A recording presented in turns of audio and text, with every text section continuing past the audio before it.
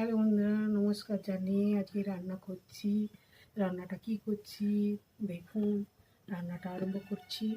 এই যে এইখানটায় হচ্ছে কাঁচকলা সেদ্ধ করে মানে ভাতে দিয়েছি। এই যে কাঁচকলা, এতে একটু জিরে ভাজা, একটু শুকনো লঙ্কা ভাজা, তেল দিয়ে একটু এটা সেদ্ধ করে মাখানো হবে।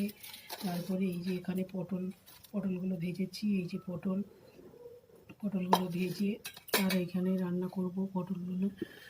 এই যে এখানটায় জিরে ফোড়ন লঙ্কা ফোড়ন দিয়েছি। এবার এই যে পেঁয়াজগুলো তুলে দিই। এই যে এখানটা পেঁয়াজটা তুলে দিচ্ছি। পেঁয়াজ আদা রসুন, এই যে এখানে পেঁয়াজ আদা রসুন সব আছে, এগুলোকে দিয়ে দিচ্ছি। এগুলোকে দিয়ে ভালো করে কষে নেবো। এই যে আদা রসুনগুলো কষে নিতে, এখানে পটল আলুর তরকারি হবে, সেই জন্য পেঁয়াজ আদা রসুনটা কষে নিচ্ছে। কষা হয়ে গেলে একটু নুন হলুদ দিয়ে দেবো, একটু গুঁড়ো লঙ্কা দিয়ে দেবো। দেওয়া হয়ে গেলে তারপরে এই যে পটল ভেজে রেখেছি, পটলের সঙ্গে এই যে এখানে আলুগুলো সব পটল আলুর তরকারি করবো, মনের মতো করবো। তারপরে এই যে এখানে ডিমটা আছে, ডিমের কালিয়া করবো, একটু আমের চাটনি করবো।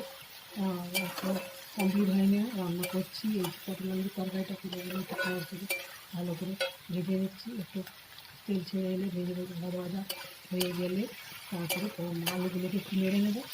নেড়ে নিয়ে লাল হয়ে গেলে, হয়ে যাওয়ার পর তারপরে একটু পটলগুলো দিয়ে দেবো, দিয়ে ভালো করে কষে নেবো।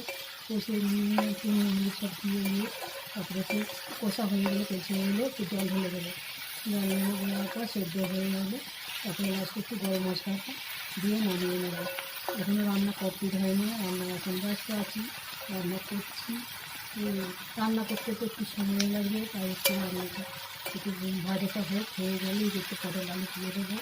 কাঁচকলা যে সেদ্ধ করে ওটা একটু সেদ্ধ করে ভর্তার মতো মাখাবো। এই যে এখানটা সেদ্ধ হয়েছে, জিরে লঙ্কা সব দেওয়া হয়ে গেছে।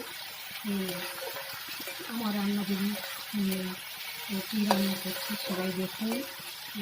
সবাই লাইক কেমন হয়েছে রান্নাটা, সবাই লাইক কমেন্ট করবেন, সাবস্ক্রাইব করবেন, পাশে থাকবেন। সবাইকে অসংখ্য ধন্যবাদ। একটু আমার এই ছোট্ট রান্নাঘরে সবার আমন্ত্রণ রইল।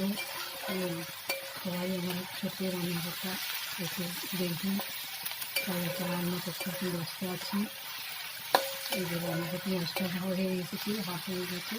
তারপরে এটা হয়ে গেলে এটা পটল আলুর তরকারিটা করবো। পটলগুলো ভাজা হয়ে দিয়ে দেবো।